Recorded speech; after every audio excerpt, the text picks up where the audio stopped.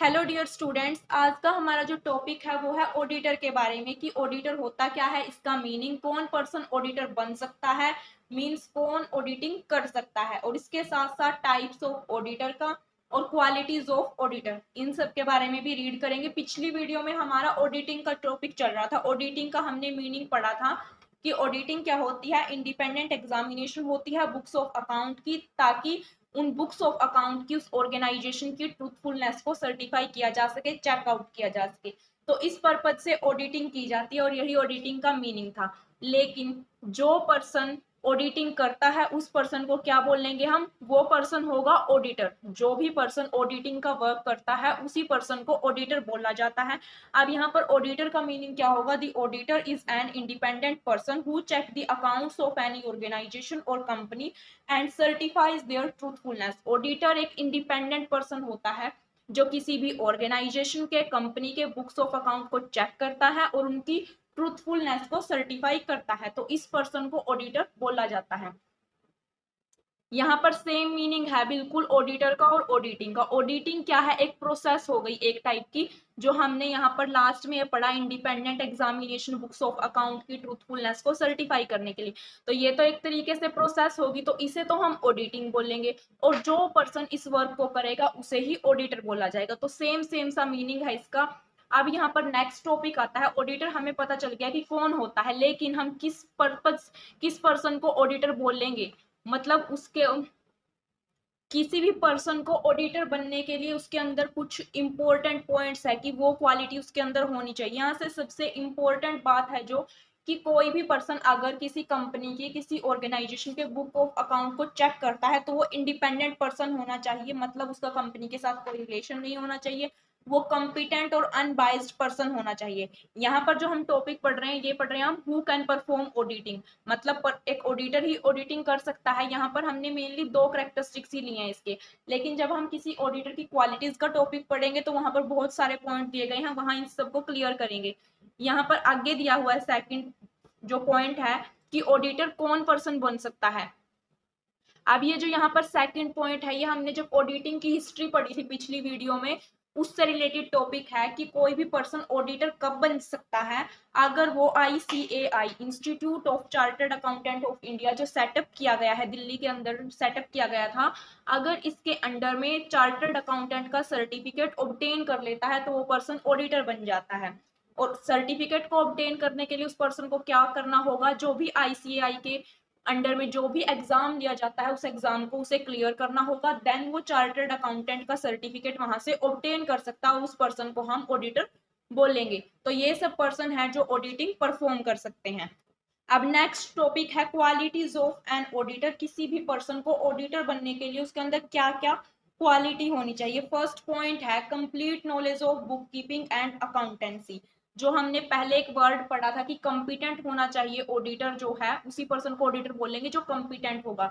यहाँ पर उसका मीनिंग निकल कर आता है कि जिस भी पर्सन को कंप्लीट नॉलेज है बुक्स ऑफ अकाउंट की, अकाउंटेंसी की, डबल एंट्री सिस्टम की, उसी पर्सन को हम ऑडिटर अपॉइंट कर सकते हैं। ये उसके अंदर क्वालिटी है ऑडिटर होने की, अगर उनको इन सब की नॉलेज है तो वो ऑडिटर बन सकता है, मतलब ऑडिटर के अंदर ये क्वालिटी होनी चाहिए। सेकंड है knowledge of nature of business. उसे बिजनेस के नेचर की नॉलेज होनी चाहिए।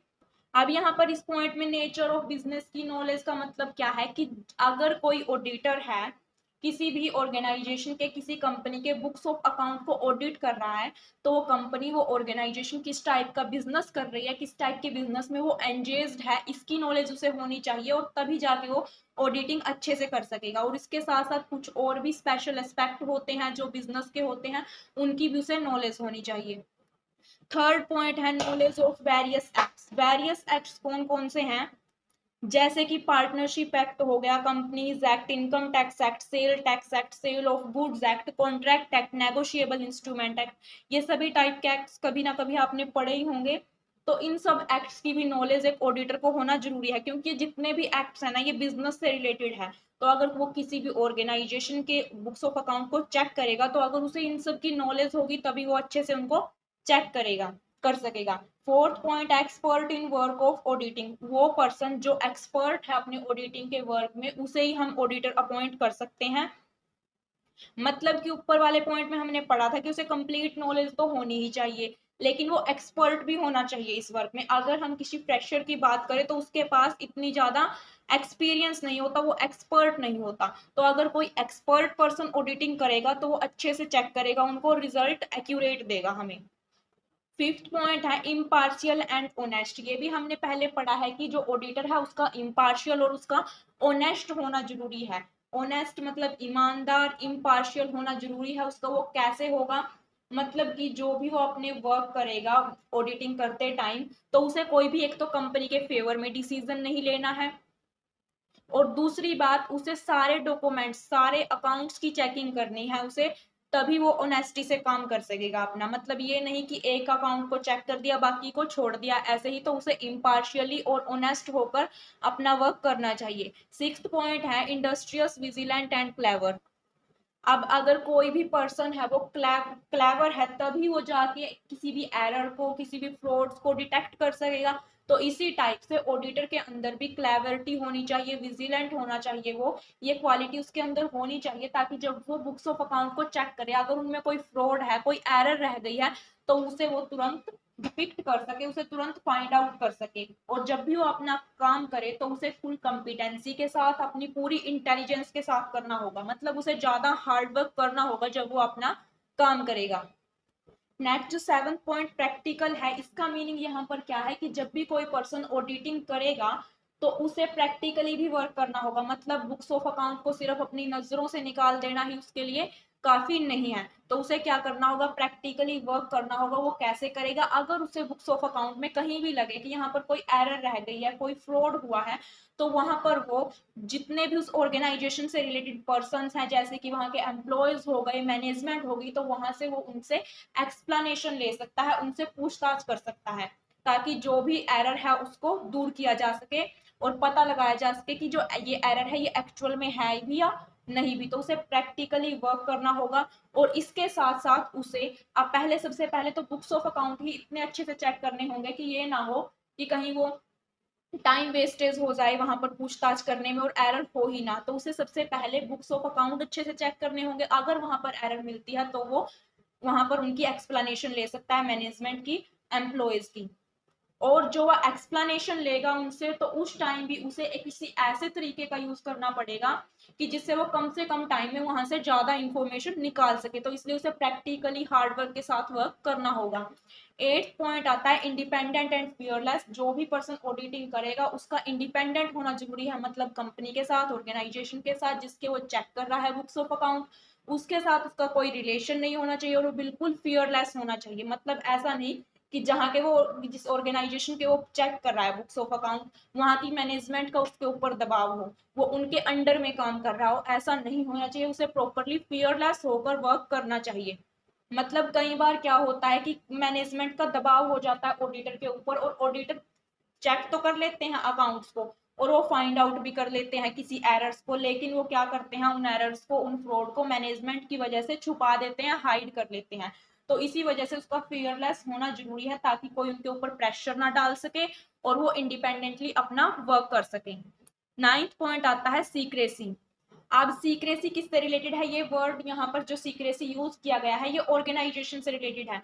मतलब जब भी कोई पर्सन किसी ऑर्गेनाइजेशन के अकाउंट्स को चेक करता है वो ऑडिटर होता है, लेकिन वो ऑडिटर हमने बात करी कि इंडिपेंडेंट होना चाहिए जिसका कंपनी के साथ कोई रिलेशन नहीं है। अब वो बाहर का पर्सन किसी ऑर्गेनाइजेशन के कंपनी के बुक्स ऑफ अकाउंट को चेक कर रहा है तो उसे क्या मिल रही है, वहां से उस ऑर्गेनाइजेशन की इंफॉर्मेशन मिल रही है। और जो बुक्स ऑफ अकाउंट की तो उसे मिल ही रही है इंफॉर्मेशन, इसके साथ साथ उसे कुछ सीक्रेट एस्पेक्ट होते हैं जो ऑर्गेनाइजेशन के, उनसे रिलेटेड इंफॉर्मेशन भी मिल रही है। तो इसीलिए ऑडिटर के अंदर सीक्रेसी की भी क्वालिटी होनी चाहिए। मतलब जिस भी ऑर्गेनाइजेशन के वो चेक कर रहा है अकाउंट्स को, ऐसा ना हो कि वो बाद में जाके किसी थर्ड पार्टी के सामने उन्हें डिस्क्लोज कर दे। मतलब जिस टाइम वो जिस ऑर्गेनाइजेशन के चेकआउट कर रहा है तो उसे बाहर जाके किसी थर्ड पार्टी के सामने वो डिस्क्लोज नहीं करने, वो सीक्रेट ही रखने हैं।